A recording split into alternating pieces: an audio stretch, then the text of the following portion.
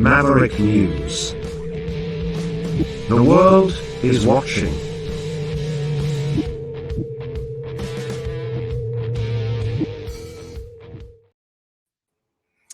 Jeremy, thank you very much for joining us on the program today. Thanks, Rick. Thanks for having me. Yeah, it's my privilege, really. I want to start today talking about this project that you'd worked on some time ago, this television special called Murders at the Burger Joint. It piqued my interest. I like retro stuff, and I was online looking at old Burger Chef commercials, to entertain myself. And I came across these old stories about this terrible murder involving 4 young people way back in 1978, and it is still something that haunts the community of Speedway, Indiana. How did you get involved in this cold case? Yeah, so thanks for having me on, Rick. So I got involved with this case because I work for a production company called Ample Entertainment, and they had just sold a series to Discovery, and essentially it was 6 separate cases, 6 separate 1-hour specials, and I was just assigned that case, luckily, because it's such an interesting case. So it was brought to me to direct and produce it. And, I just kind of dove in head first, kind of into the research side and learning about the case front to back, police records, testimonials from the people. And just the more I kind of read about it, the more interested I got into the case. And it being a cold case, sorry for the spoilers, that actually really piqued my interest at being a cold case and, kind of why it went cold and, why it never got solved 44 years later. Probably won't get solved at this point. Most of the people who could be responsible are passed away or gone missing at this point. But it was just a really interesting case, tragic case. And, a lot of different angles on it, a lot of different theories people had on it, which also interests me. There's a few different police agencies involved, law enforcement agencies, and everyone had their own theory. Essentially, the different groups. One group thinks it was definitely bank robbers. One group thinks it was definitely kidnapped, murdered. So that intrigued me as well. Just the various kind of perspectives and people very staunch on their own perspective. Kind of like, yes. Because we had 4 victims here, and this goes back to 1978, and the names of these people. There's is it Shelby Fright? Jane Freet, Jane Freet, Mark Flemons, and Davis and Shelton. Yeah, right. Those are the 4 kids. Jane Freet was the only adult. She was only 19 at the time, and the rest were 17 and 16-year-olds. So, they were all kids. Really tragic. And essentially, for the viewers who don't know what happened, all 4 of them were working at a burger chef in Indianapolis, Indiana, which in the time, 1978, Burger Chef was essentially McDonald's number 2 competitor. So they were like the second most popular fast food joint in America at that time. And they were working late and they were closing up shop. And around 11 p.m. ish, after they had shut down, they were robbed, and these 4 kids were kidnapped and taken 22 miles away to a deserted field and killed in 3 different fashions as well. So that was also kind of peculiar about the case, because normally in a killing, people are killed by a gun or by one method. But this was very odd because Mark was beaten to death, we believe, with a chain. Jane was stabbed in the heart with a knife, and the 2 others were shot execution style. So it was baffling to the community and the police. The first essentially huge mistake of this case, and probably why this case never got solved, was because when the cops showed up that night, they thought the kids took the money and went on a joyride, and they didn't take it seriously like this was a crime scene, and they didn't treat it like as such. And so they let the restaurant open the next day. It got cleaned. So whatever evidence may have been in that restaurant was immediately lost. And so that really set the investigation back from the very onset. Right. It was a day later or 2 days later or something. They found one of the cars not too far from the restaurant, and that's what really made them start to worry and look at it differently. Yeah, I think after that night, and like once they spoke to the kids' families and everything, like these were good kids. And second of all, they weren't like friends. Like they were work cool buddies, but they weren't the type to steal money and go out partying together. They were different ages from different schools. They just happened to work at this same burger chef. So I think after about 24 hours, they realized, we need to be taking this seriously to treat this like a proper investigation of a missing persons. And it took them 36 hours to find the bodies. So, and then they found Jane Fried's car across the street, or, a couple blocks away, essentially. And that was also kind of confusing because they didn't really know who moved the car, why the car was moved, how these kids were transported 22 miles away. So there was just a lot of questions, and they didn't have any answers early on. And so here we are over 4 decades later. There are still two main theories, I guess, that there was the possibility of there was a spot, somebody spotted or say they saw two Mhm. men near the Mhm. restaurant around that time. So Yeah. that's the first theory. Can you tell us about that? Yeah, so that's the one that we, kind of lean in the most heavily, essentially, and that we have that character in our documentary. And from meeting him and filming with him for a couple weeks, I believe his story essentially. I think people often hide things, but they hide things for different reasons. So I don't, I never, you always got to take people for what they're saying with a grain of salt, obviously, and try to fact check and look into it. But there was an eyewitness to the kidnapping aspect, and he was outside. There was a Dunkin' Donuts in the same parking lot as the burger chef right there. And he came outside for a cigarette. And as he's smoking a cigarette, he sees this orange van pull up, and he recognizes two of the people in there, and I'm blanking on the names right now because it's been a little while. Yeah. And he recognizes two guys, and he says that they loaded the kids into the van. There was some sort of argument. Mark Flemings, the only African American in it, he says was slammed up against the side of the van, which actually tracks with the blunt force trauma on his face. So that's you tell that part of the story, and that actually makes sense with the autopsy report. And they load the kids in the van, and they drive off. And there was the theory of Jane Fried's older brother was heavily involved in drugs, and there was also talk that might have gotten involved with her brother, and so this was some sort of like payback for the brother not paying a drug debt, and that the other kids were sort of just collateral, essentially. So that's always been like kind of the back and forth, like who was the main target of these four kids, right? And like why did they go? And there's two kind of thoughts on that. Either it was Mark or it was Jane. But the stuff with Mark is kind of a lot of cloaked in racism back in that time. And like the facts around him are very loose. Like, oh, they saw Mark smoking weed. It's like, what 16-year-old hasn't smoked weed? You know what I mean? So Jane, it felt like the information surrounding her, she was more tied to that world with the connections with her brother and from some of her friends we spoke to. So yeah, I mean, it's that's kind of like the main theory that we kind of focus on in the documentary.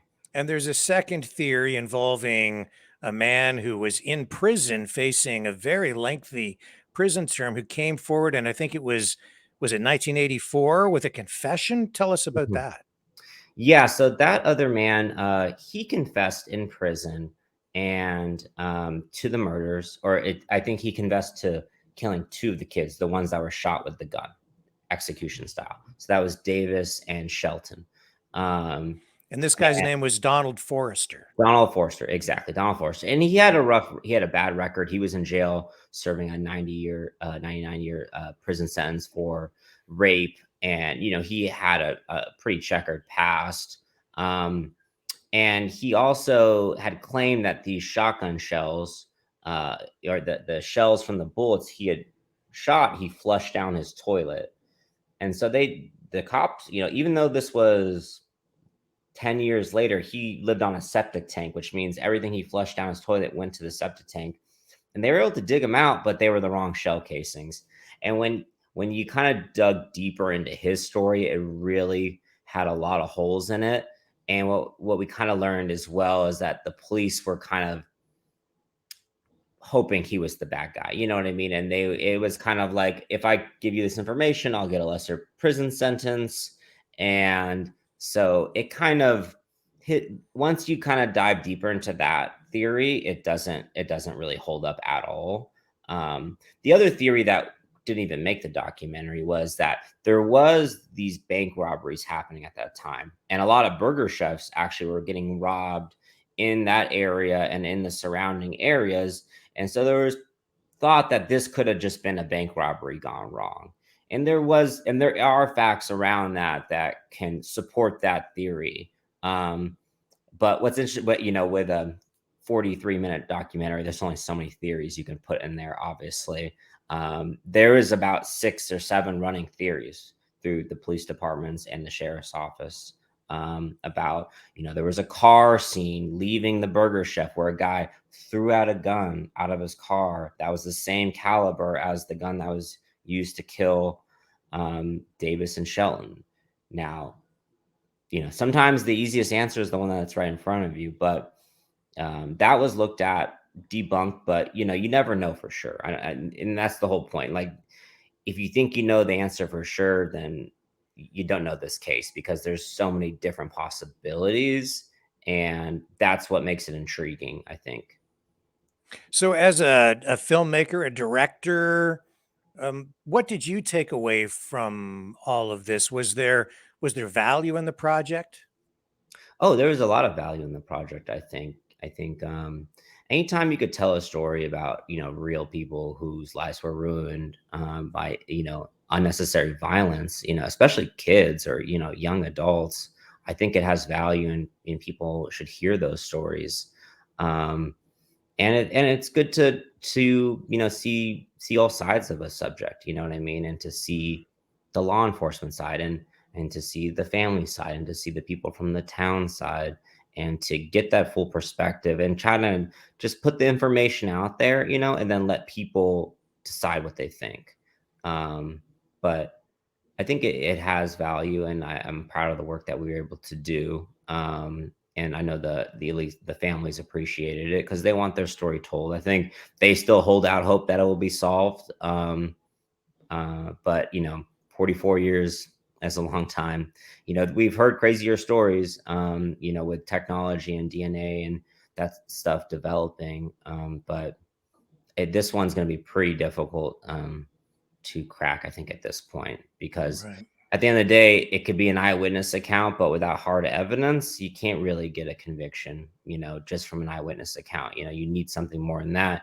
And that was the reason why the guy who spotted the people kidnapped the kids, he came forward with the information like years later, and they just didn't view him as a credible witness. So, which, he drank a lot. He was drinking that night of, the spotting, though alcohol doesn't cause you to hallucinate, but the validity of him and his report wasn't strong. And people changed their story for all kinds of reasons we don't know. And so that kind of shot holes in it. The community itself is still haunted by this. As I said, it's an incident that they carry with them. Is the community still going through a healing process of some kind with this? Are they looking as a community for any kind of closure, or is it something that's kind of in the distant past and distant memory for people? Well, I think definitely with the older people in the community, it still is there. You know what I mean? I think every time they have an anniversary, it gets brought up again. They had the 40th anniversary, and the cops, they decided to release an image of the knife of what Jane Freet was stabbed with in the heart. And they released that image. It's an old rusty knife, just grasping at straws for something. But they did a press conference, and the sister of Shelton, Teresa, she came and spoke, and she spoke really eloquently there. So obviously for the people that it affected and for the people around that community, it still lives there. I don't think the younger generation knows, but essentially, if you say the Burger Chef murders anywhere around Speedway, Indianapolis, when I was there last year, people still knew it. It was not gone. It's a very well-known case. It got a lot of national attention. It was a big shocker for, that community, but it was a national story at that time. Yeah. Um, and so I think it's still there, but it's, I think for the younger generation, not so much. And that's exactly it. It was a story that did receive national, even international attention Mhm. because it was also covered up here in Canada to some degree. It was covered in Canada. Wow. Yeah. Okay. Yeah. Yeah, I mean, I think, well, we didn't have as much gun violence back then, and, so I think today, we've had more mass shootings in America than we've had days in the year so far in 2023. So it's just, it's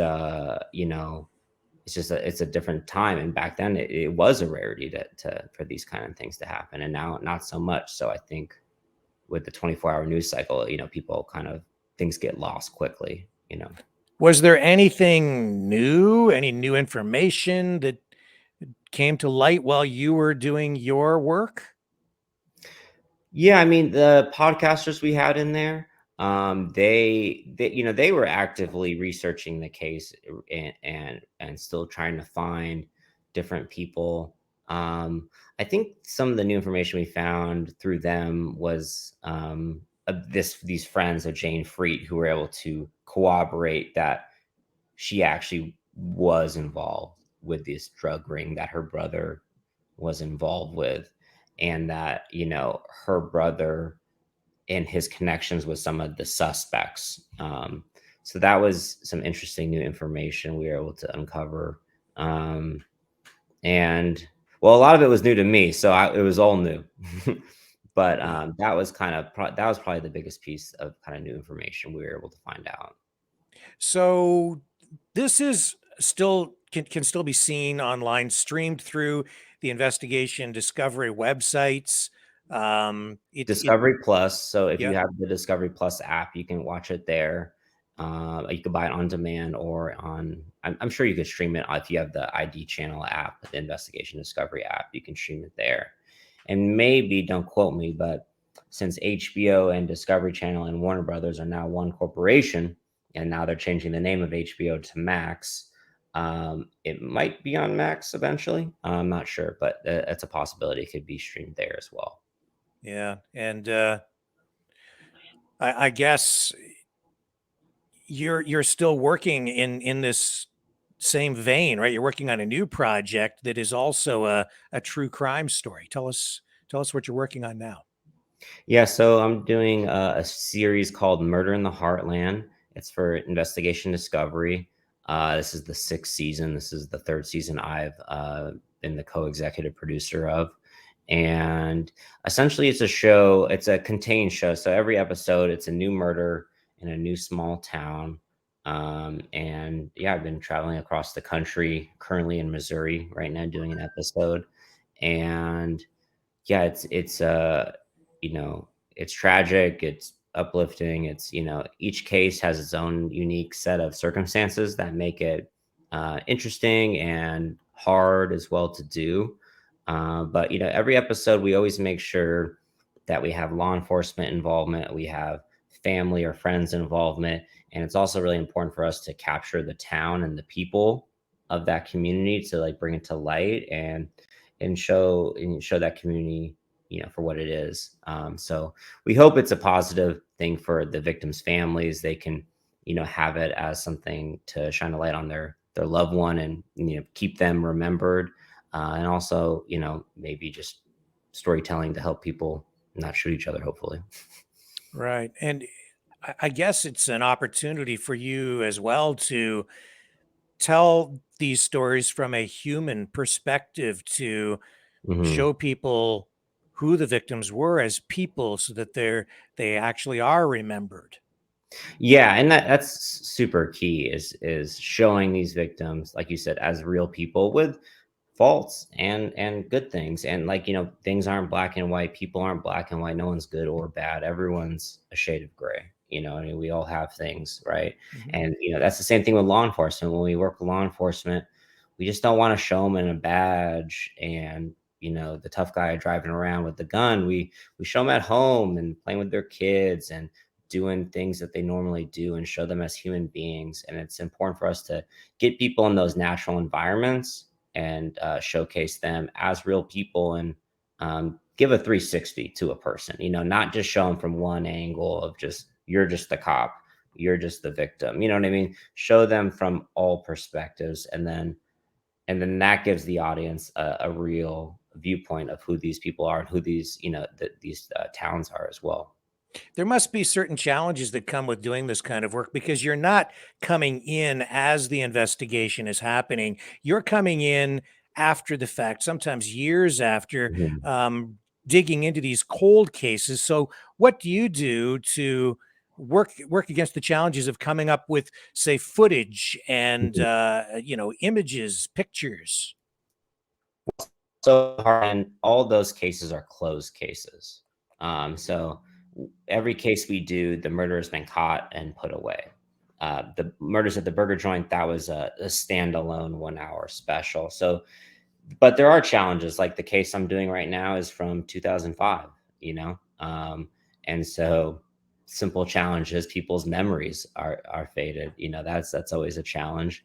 Um, and people move away and people die, and that's always difficult. Um, and it's sometimes hard to get the family on board. They don't want to relive it. They don't want to talk about it anymore. Um, so that can be difficult as well, getting the family members on board. But at times, sometimes people don't want to talk about this stuff. And then when I come in, an outsider who doesn't know all the things and listens to them and speaks with them, it can be cathartic for them as well, I feel like. And it can be helped to get it off their chest, have a cry about it, and that can help them process it more instead of sometimes people bottle this stuff up for years and it just goes nowhere. As a journalist, I always see value in telling stories um, and looking at the human aspects of things so that people not only remember but also learn and to take something of value away from it. But in Canada in particular, I've noticed over my career that sometimes murder cases in particular or anything dealing with death, people here are not as receptive to this kind of content. I think about the Paul Bernardo, Carlo Homolka killings here in Canada, and a lot of that stuff, people just didn't want to hear about it anymore. There was a documentary produced, and people were against it. They like don't talk about that stuff. But on the U.S. side, Oh, it we're seems obsessed with it. yeah, it seems to be a really a different attitude, which I think is healthier, Mhm. honestly, because people are willing to just deal with information and just accept it and absorb it and learn from it. What are your views on that? Where's the positive and the negative in all of that? Well, I think, it's interesting you said Canada is kind of the opposite because I think now in America we have such a high saturation of murder content. I mean, you could just type in the word murder into any, streaming app, you'll find 100 shows. You'll find 100 documentaries. Yeah. So now we went from just being a couple murder shows to being a lot, and so I think it's good in one sense, but I think in a sense it can be too much and it can be sensationalizing it a little bit. And feeding into the machine, I guess you could say, in some regard. Um, but I think you're right, and on one level, it is good that this stuff is happening. Let's look at it. Let's just look at it and accept it for what it is, and try to learn from it and move on. But on the other hand, it can be too much, and like it can be a little um, Sensationalistic, perhaps? Yeah. sensationalistic, and kind of promoting certain stereotypes, beliefs that we might have about law enforcement or certain groups of people, and so it can have a negative side too. I think it all depends on like how you make it and your ethics and your sort of code of having that journalistic integrity, when you're doing documentary work of really trying to dig into what the facts are, not what you want them to be or how you perceive them, but really just trying to dig in and figure out what's there, and not telling your audience what to think or feel. I think that's a key difference. For me, every film I've ever made or show I've ever done, it's like not pushing an idea on them, just laying out the information as clearly and concisely as I can, and then letting the audience decipher that and make their own call on it, essentially. Yeah. So before we move on and get into this political discussion that I'd like to have a little bit, is there anything with regard to the either of those documentary productions that you worked on? Anything on that side that you think I might be missing or that you'd like to add? About those two shows, Yeah, um, no, but I will tell you about one other documentary I made. sure. It's called Failure to Protect. It's a feature documentary, and it's about three parents who lost their kids to Child Protective Services and who are trying to get their kids back from the system. And it's told from the perspective of parents because as I got deep into the child welfare system, I know Canada had a huge class action lawsuit against their child welfare system not too long ago for the abuses they had against Native Americans. But it's a sad, broken system, and it really doesn't listen to parents, and it really takes their voices and squashes them. And so it was really important for me to make a documentary from the parents' perspective and to give them a voice and to show, we're human beings, and everyone makes mistakes, but do they rise to the level of your kids needing to be taken away from you? And so that documentary went through the film festival circuit. I just signed a distribution deal. It's not available yet, but it will become available in the next couple months to stream. So. Okay. And do you know which distribution platforms you might be on at that point, or I don't know not yet. sure? Okay. So when I do, I'll let you know. There must be absolutely a political aspect to that, because what we're really talking about there is parental rights. 100%, 100%. Parental rights are a huge deal in the film and for parents, and it is political for sure. And I like the issue a lot actually, because it didn't really matter if I was talking to a conservative or progressive about the issue. Like, they had different problems with the system, but across the board, here in America, all the professionals believe the system is broken and they know it's unjust. They know, and essentially, obviously it goes back to money, where, well, how are these agencies incentivized, right? They're incentivized by taking kids and putting them in the system, because per kid they put in the system, they make about $4,000 per kid. So the money instead of incentivizing the money to give parents resources, give families help, right? If the money was incentivized that way, well, you wouldn't have a problem, right? Right. Kids would stay with families, they would get the help they need. I mean, most of the time it's single mom with 4 kids, 2 jobs, you know what I mean? And they're a human being and they make mistakes. And what they need is help. What they don't need is their kids ripped away, thrown in the foster care system. A bunch of trauma happens to them. They get them back a couple years later. Then it takes them a couple years to deal with all that trauma that they went through. And yeah, it's a broken system, but it was eye-opening to learn about it. And it's a subject matter I'm really passionate about. And I think it's one of those things where if you never had contact with it, you have no idea about it.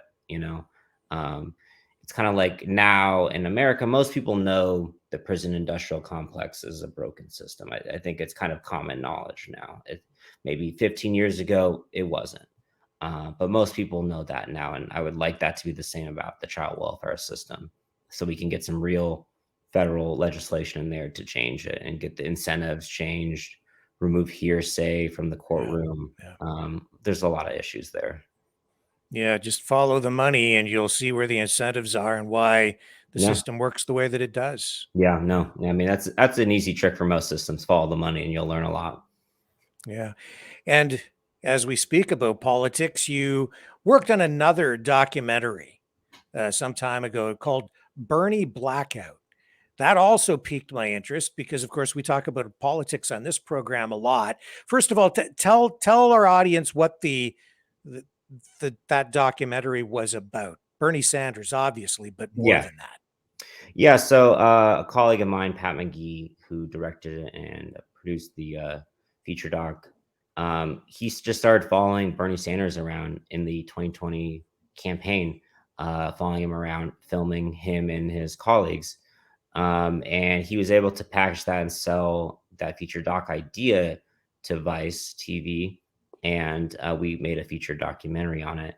And essentially, what it's about is, the way Bernie Sanders came to, it's about the media's reaction to the rise of Bernie Sanders, and especially the quote unquote left wing media's reaction to Bernie Sanders, meaning MSNBC and CNN's reaction to a progressive. And for people who don't know what a progressive is, it's not what sort of Joe Biden is and what like a Hillary Clinton or a Barack Obama may be. Those are centrists, they don't believe in, nationalized healthcare, things like that. And so what happened, what was really interesting in the film is as we were editing it, Bernie Sanders was, making his run for the 2020 presidential election. So that was exciting and also very sad when he lost for us. But what the film is about is sort of the way the media handled him and first tried to ignore him. I think it's first you ignore them, then you attack them. And I forget what the third version of that is. And it kind of went to a lot of specifics in it. Like there's this Karl Rove theory. He's a famous Republican consultant. And he says, when you're attacking a political opponent, you don't pick their weakest element. You pick their strongest element, right? And Bernie Sanders' strongest element was his grassroots support, right? That was his strongest element. He's still the most liked politician in America by far. He's got the most followers. He's got, anytime he goes to speak in any city in this country, 50,000 people show up. 50,000 people don't show up for the president to come talk, but they show up for Bernie Sanders.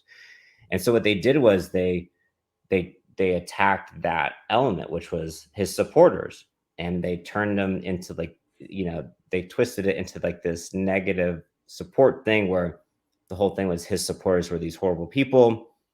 And we had this analyst in the documentary who analyzed 100 million tweets from all political candidates. And they found that every candidate had about 10% of their supporters that would post negative, right? That would say something negative about other people or other politicians. Sanders, the same, 10%. But what you don't see is if you take all the other candidates in that presidential election and you combine their social media followers together, they don't even match what Bernie Sanders has. So it's a volume thing. So they're able to pick and cherry negative comments and kind of say, look at Bernie's supporters. They're so out of line. They're so mean. They're so hateful, all these things. And they just kind of wrote a narrative. I think even during the campaign, Bernie Sanders' chair wrote an op-ed saying they felt they got fairer news on Fox News than they did get on MSNBC. And that's crazy, right? You would think, oh, MSNBC, it's a liberal network. Why wouldn't? But, there is a big push against progressive politics within the Democratic Party. They really don't want them. They really attack progressives, which is very odd since most of Democrats are progressives. But it's also a money thing. Those networks get paid by oil and gas, just like Fox News gets paid by oil and gas, by health insurance companies, by pharmaceutical companies. They make a lot of money through these people. So if he's talking about nationalizing healthcare, well, that's going to affect the money that their, sponsors pay them. So of course they're going to attack him, even though every first world country, every, Western country in the world has nationalized healthcare besides America, Yeah. So it just kind of showed the hypocrisy of the media and their response to him, and their continued response to him. So, And I guess you're also exposing the Democrat machine too, the DNC, because the whole thing was really stolen from him. I mean, definitely in 2016, there was a lot more, I think, but that was also the great thing about Bernie is, we had Debbie Wasserman, right? Correct. If I'm not wrong, who, Yep.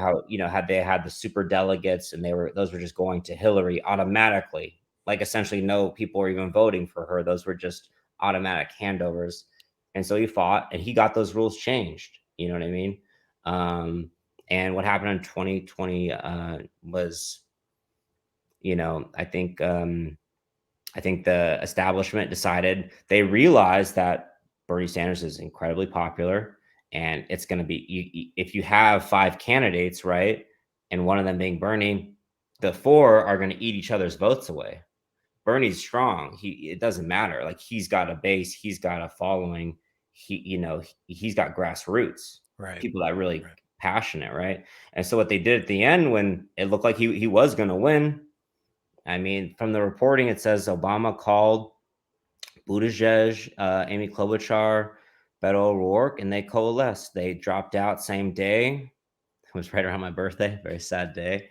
And, they coalesced. And when they did that, they were able to, bring that together and unfortunately take him out, and that was a real shame. And it's unfortunate within the Democratic Party that they attack the progressive voices, because that's the growing population of the party. You know what I mean? There's not more people aren't interested more in, neoliberalism. I think that's something we all Mhm. kind of know about now. We don't want that. We want real change. We don't want fake change. We want to have healthcare. We want to have education. We want to take care of the environment. We don't want our kids to have to learn drills of how to not get shot in their schools. These are the things we care about. And, I think that message actually resonates with even conservatives, even independents. And I think they would always say, well, Bernie's too left, this left, right, whatever. It's his policies, his way of speaking, because the one thing he had that no other Democrat had was authenticity. You might hate everything that comes out of his mouth, but at least he's not full of it, right? Do That's you the one. think do you think it's fair to say that even though he's progressive, he's also there's also a populist element to the Bernie Sanders movement that sort of overlaps even into the Trump camp? I've seen sort of some of those supporters, when Bernie lost, it looked to me like a lot of those Bernie supporters actually went over to the Trump camp. I think it could be perceived that way to a degree, the populist angle. Um, I just think, yeah, I think at the end of the day, he had authenticity. Trump perceives to have authenticity, which I feel like he has zero of, but he had perceived authenticity. So that's where I think you could see some crossover possibly. And also, Bernie did really well in 2016, in the Midwest, in those working class communities where, Right. like the LBJ Democrats and the Truman Democrats, that's where we were very strong with the working class community. And we've gotten away from that, unfortunately, into corporate politics. Now, in my opinion, 100% of the Republican Party is bought and sold by corporations. I would say 30 to 40% of the Democratic Party is bought and paid for by corporations. And him doing, not taking any money that, wasn't, from, only taking it from human beings, and I think that was a key. And I think there can be some crossover. And someone described politics to me as a circle, right? It's not a straight line, not left over here, right over here. Right. You know, if you go so far right, you'll end up left. If you go so far left, you'll end up right. And so it I is a agree with circle. that. Yeah. And you could draw connections from QAnon people to hyper liberal meditation people, and you saw that during COVID too, where those beliefs kind of, met in the middle to a degree. So I think there is some overlap, but I think fundamentally, if you're really talking about what Trump wants and what Bernie Sanders wants for our country, they are so far apart. They're not even close. And I think it's more of how they make you feel is what connects them more or less, not really what they're about, you know. And you kind of touched on, I would say, branding or the way you're describing the type of Democrat that you have, an LBJ Democrat, Mhm. or, even if you want to talk about Trump, you've got MAGA Republicans. Mhm. And now we have these Kennedy Democrats. We have Mhm. RFK Jr. running. Mhm. In Yeah. After having done all this work on that documentary, it gives you a unique perspective, I think, a deeper understanding. How do you see all of that playing out? Does RFK Jr. have any chance? Is there any possible path to victory for him, or is the DNC just too, I don't want to use the word corrupt, but are they too corrupt in their process? Yeah, I mean, look, I'm not the biggest fan of the DNC myself either. Still registered Democrat, full disclosure. um, Yeah. but I don't think RFK is, the right fix. Like, look, I think President Biden has done some positive things and he's done some negative things, and if you're looking at it, it depends which lens you're looking at it from, right? If you're looking at it from a progressive lens, I would say, he hasn't, done what he promised, and a lot of it can be blamed on, Senator Joe Manchin and Kristen Sinema, who are gross and disgusting and blocked the reform of the filibuster, which essentially now allows the minority party to block all and every legislation. So you can't even have a democracy anymore, because if I score 51 points and you score 50, I won the game. So, like that's the score. That was the score in the Senate. We should have been passing, voting rights legislation. We should have been passing these big bills. And President Biden blamed it on, those two senators, which rightfully so. They were blockading important legislation.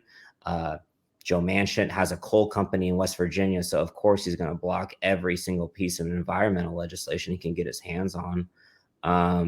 But then I would also say to the president, he didn't do a good job of whipping those votes and getting those people in shape and giving them consequences. If they promised to vote on this bill, then they should have, and then why are they the chairs of committees? Why are they on these committees? So as far as 2024, I think a lot of us were hoping Biden would not run again. I think the conventional thinking from the DNC is incumbents easier to win than a new face. But I think conventional thinking isn't really super valuable in modern times. I think Trump's a joke, and I think he's our best. I mean, every Democrat's praying that Trump gets the nomination because he's our best chance to win. And I would love for Biden to get primaried by some progressives or some other Democrats. I think it's just RFK to me doesn't seem like the type that can really, DNC or not, like I don't think he's that guy. And then you get back to, well, he's just one of the Kennedys. Like, young people aren't going to get excited about a Kennedy. Like, the reason why they love Bernie, because he was new and that he was fresh and that he was a person had stood by his values and his morals for 40 years. You can watch videos of this guy fighting for the same thing for 40 years. You watch a politician from 1 year ago, his whole agenda's changed. You know what I mean? And so that was a refreshing thing, I think, for the younger generation. So I don't know. I think it's going to be a tough election for Biden. Not all of it his fault. Some of it his fault, And then from the conservative side, they act like he's, burning the world down. But our modern day Republican Party has no agenda. They have, they're a party that has one goal: it's to gain power and to keep their rich friends rich. That's it. They have no agenda. They don't pass laws. They don't have any bills they bring forward. The only things they bring forward are making abortion illegal and being mean to trans people. Those are the only bills they bring forward. They don't address socioeconomic issues. They don't address environmental issues. They don't address any issues of substance. They're smart politically, though. That's the thing, is they're very smart politically, and they control the conversation, and they can message very, very effectively to their base, and they can, get that message out. And so Biden, not a great communicator, not a great orator. And just, the age thing, unfortunately, is a problem, especially if, Ron DeSantis gets through. I mean, that'll be a 40-year age gap. And I know most Democrats do not like that matchup at all. I'll tell you that much. And Trump, I think he's still, he's lost 2 elections now. I think it'd still be tight though. I don't think Biden would win by as much as he would have won as he won in 2020 if it's him against Trump. But as far as RFK, I don't know him enough. I've seen him speak. I think he's okay, but to me, he didn't grab me. He didn't. Well, I mean, he's big on, his vaccine rhetoric. He says he'll release all of the papers surrounding the JFK investigation, says that he would free Julian Assange, says that any candidate that supports the war in Ukraine, he would not throw his support behind. So that automatically rules out him accepting any olive branch from Biden if Biden is declared the candidate. So there won't be any reconciliation or common ground there. Is he actually in the Democrat camp now? Because we've heard some people say he should quit the DNC and go run as a Republican.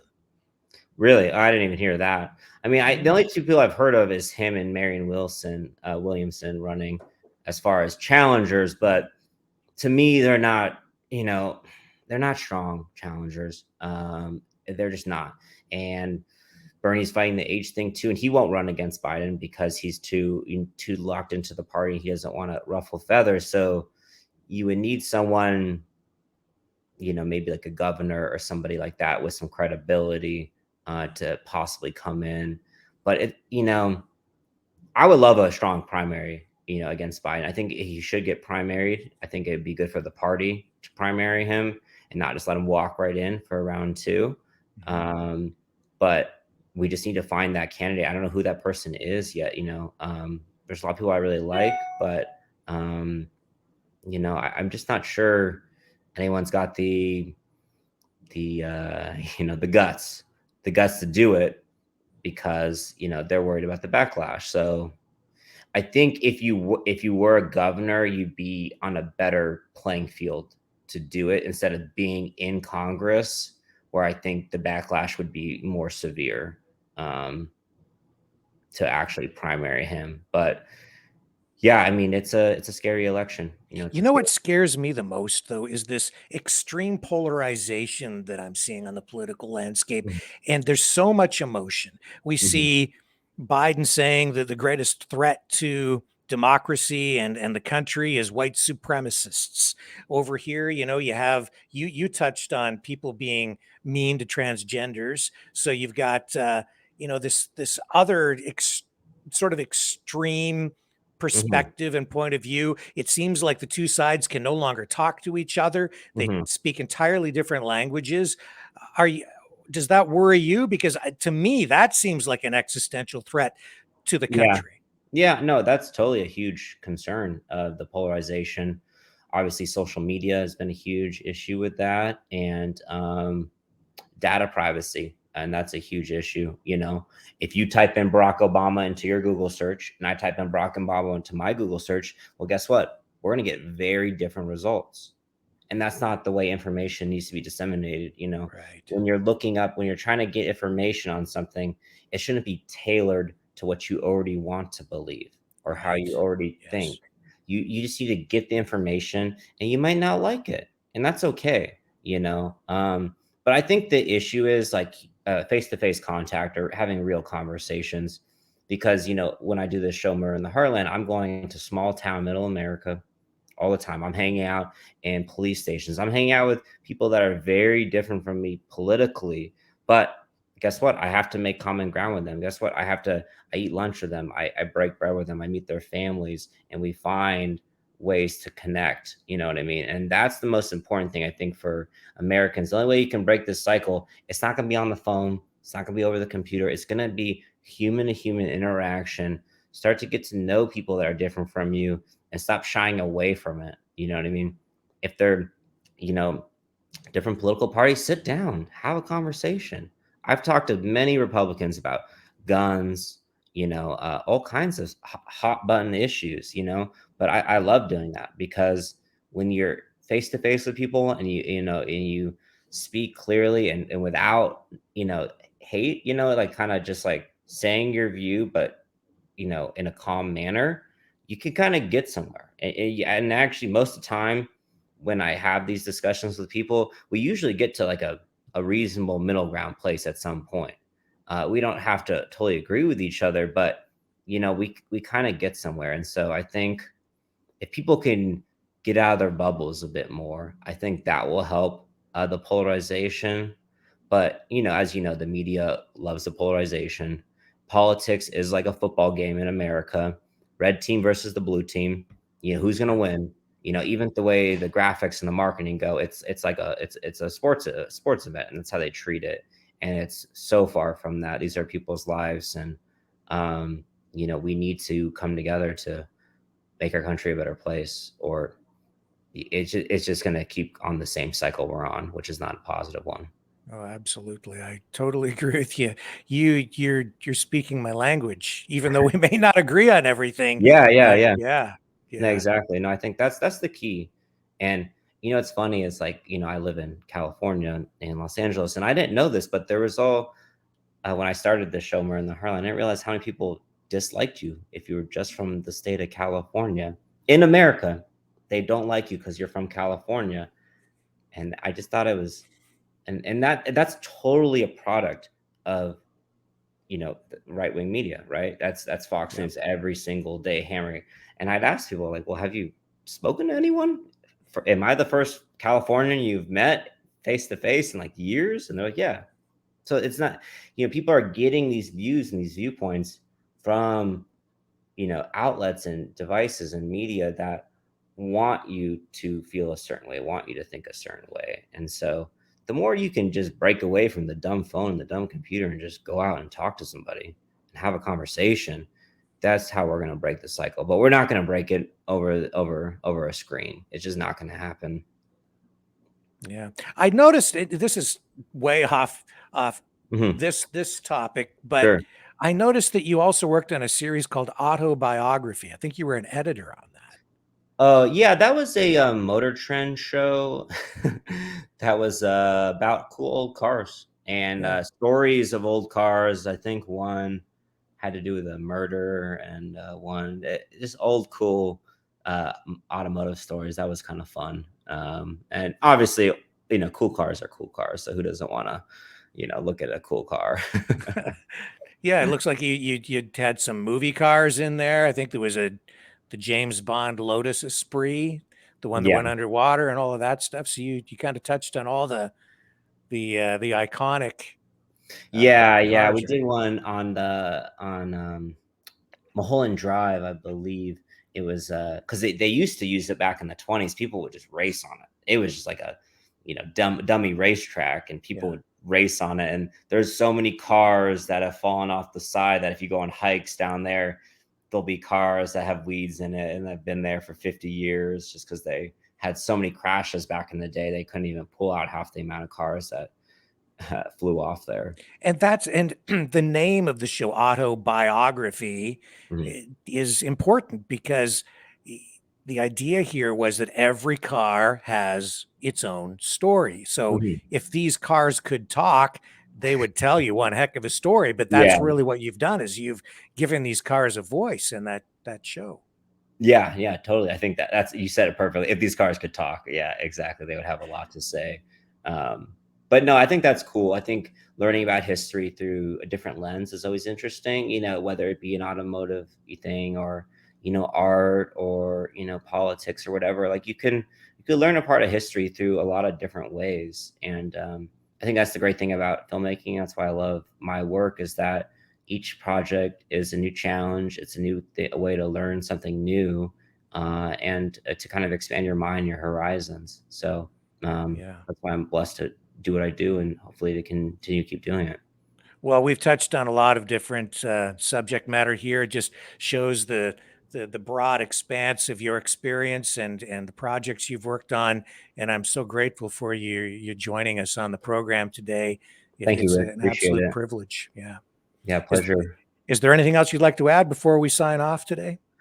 I will say one thing. Another 1 hour special I directed, which will be on the ID channel, Investigation Discovery, on June 27th, 8 p.m. Eastern, 8 p.m. Pacific Standard Time. It's called What Happened to Valentino Dixon. And it will also the next day be streaming on Discovery Plus and Max, which is AKA the new HBO. And that's just a great story of a man who was wrongfully convicted of murder and eventually got let out of prison 26 years later. He's an incredible human being and got let out of prison essentially through his art, drawing golf courses, crazy enough.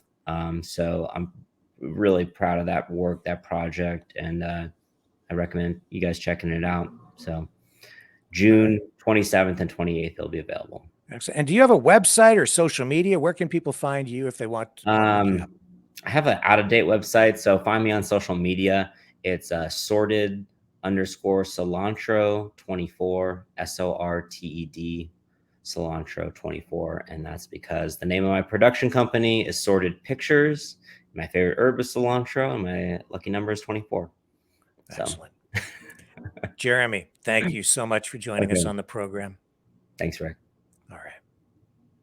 Folks, we'll be back right after this. Don't go away.